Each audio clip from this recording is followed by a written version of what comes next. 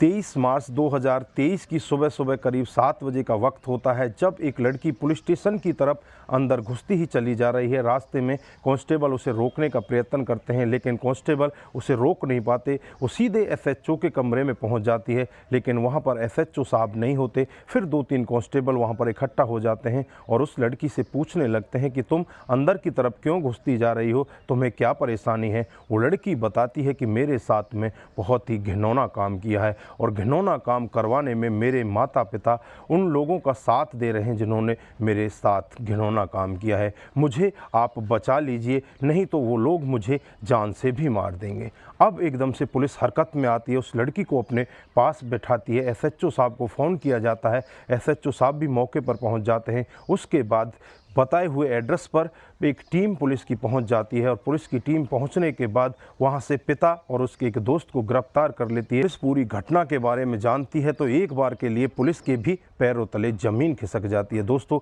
अगर आप भी पूरी घटना सुनेंगे तो एक बार के लिए आपके भी पैरों तले ज़मीन खिसक जाएगी। आइए दोस्तों, जानते हैं पूरा मामला क्या था। नमस्कार, जय हिंद। आप देख रहे हैं एपीएच न्यूज़ राहुल रावत के साथ। तो दोस्तों, आज की जो मैं हकीकत की घटना आपको बताने जा रहा हूं, उत्तर प्रदेश में एक ज़िला पड़ता है सहारनपुर और यहीं का देहात कोतवाली थाना क्षेत्र है। 23 मार्च की ये घटना है जब लड़की पुलिस स्टेशन में पहुंच जाती है। पुलिस स्टेशन में बैठकर जब वो अपनी अपबीती बताती है तो अपबीती को सुनकर जो एसएचओ साहब होते हैं, उनकी टीम होती है, एक बार के लिए उनकी आंखों में भी आंसू आ जाते हैं। नेहा बताती है कि साहब, रात को मेरे पिता मेरे पैरों को पकड़ते हैं, मेरी माँ मेरे हाथों को पकड़ती है और वहाँ पर एक दरिंदा और होता है जिसका नाम राशिद होता है। वो मेरे साथ में रेप करता है, मेरे साथ में घिनौना काम करता है। ये पहला दिन नहीं है, इससे पहले भी मेरे साथ में ऐसा ही हुआ है। फिर पुलिस वाले उससे पूछते हैं कि तेरे साथ में ऐसा क्यों हुआ।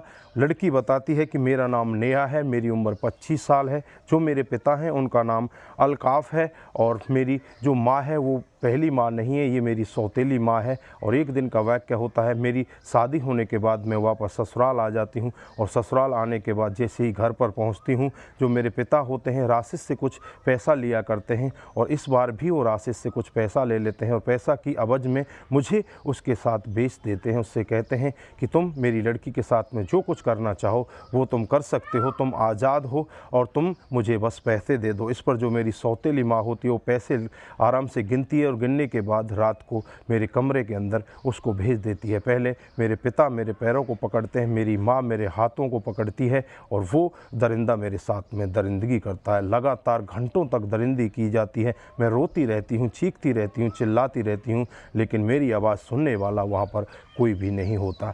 मैं अपने आप का अपना मन मारकर वहीं पर ऐसे ही बैठ जाती हूँ। पूरी रात भर मेरे साथ में गंदा काम किया जाता है। अब पुलिस एकदम से एक्शन मोड में आती है और तुरंत ही इसके घर का रुख किया जाता है। वहाँ पर अलकाफ बैठा होता है, उसे गिरफ्तार कर लिया जाता है। उसके बाद राशिद को भी दूर उसके घर से गिरफ्तार कर लिया जाता है। जो इसकी सौतेली माँ होती है वो घर से फरार हो जाती है, अभी भी फरार चली हुई है, उसकी भी पुलिस तलाश में है, जल्द ही उसे भी गिरफ्तार कर लेगी। इधर जब अलकाद से बातचीत की जाती है, इधर राशिद से बातचीत की जाती है तो राशिद यही कहता है कि मैं तो पैसे देकर इसके साथ में ऐसा काम किया है।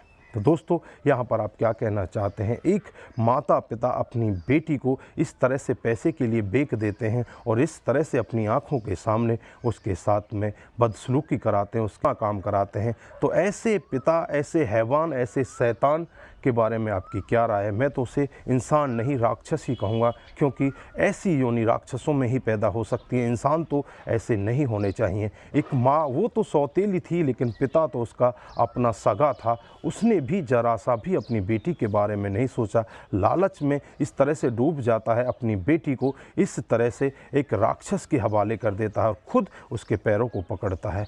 तो दोस्तों, ऐसे राक्षस को किस तरह की सज़ा मिले, ऐसे हैवान को किस तरह की सज़ा मिले, आप एक बार कमेंट बॉक्स में ज़रूर बताइएगा। दोस्तों, इस घटनाक्रम को सुनाते सुनाते एक बार मैं अंदर से खुद भी कांप जाता हूं कि हमारे समाज का हो क्या रहा है, हमारा समाज किस तरफ जा रहा है, ऐसे दरिंदे हमारे समाज में क्यों पनप रहे हैं, ये लालच हमारे समाज में किस तरह से बढ़ता जा रहा है। दोस्तों, अगर आपके पास कोई सटीक सुझाव है तो एक बार कमेंट बॉक्स में ज़रूर दीजिएगा। दोस्तों, इस घटनाक्रम को सुनाने का उद्देश्य किसी को बरगलाना, किसी को बहकाना, किसी पर किसी प्रकार का दबाव बनाना नहीं है। हमारा उद्देश्य बस यही है कि आप लोग जागरूक हों, आप लोग सचेत हों और ऐसे क्राइम के बारे में जानें जो डे बाय डे हमारे समाज में बढ़ते जा रहे हैं। दोस्तों, आज के लिए बस इतना ही। फिर मिलते हैं किसी नए मोड़ के साथ। तब तक के लिए आप अपना ख्याल रखें, अपने परिवार का ख्याल रखें, सतर्क रहें, सावधान रहें और ऐसे क्राइम को अपने आसपास ना होने दें।